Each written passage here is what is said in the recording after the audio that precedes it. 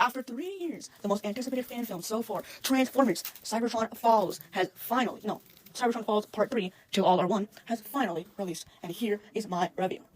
I was quite excited for this film, even after the delays, and when this film came out, I watched it immediately. So what did I think of this film? It was an 8.5 out of 10. First, let's go over the pros before we go over the cons.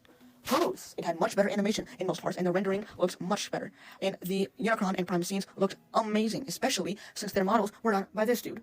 The story was epic, and a little bit more lighthearted than the other two films in this trilogy, which is very much appreciated. The voice acting was great as usual, and lacked some of that, cliche dialogue that was present in a few parts of the other two films. The score was much, much better, because it felt more unique instead of the generic soundtrack that is in most fan films. Next, the voice acting was great as, Anyways, lastly, the cinematography has gotten much better. The shaky cam has been toned down, and there's many shots that are absolutely stunning, and its use of fish-eye lenses, like the scene where Optimus gets wounded, was brilliant. Cons.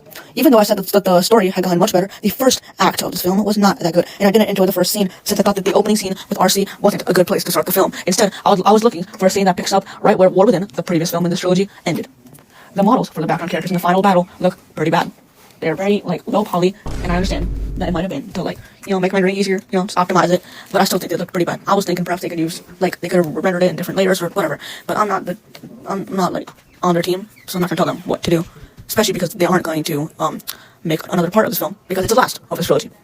Anyways, I think that the final moments of the film drag on a little bit too long, but that is more of a nitpick than anything else.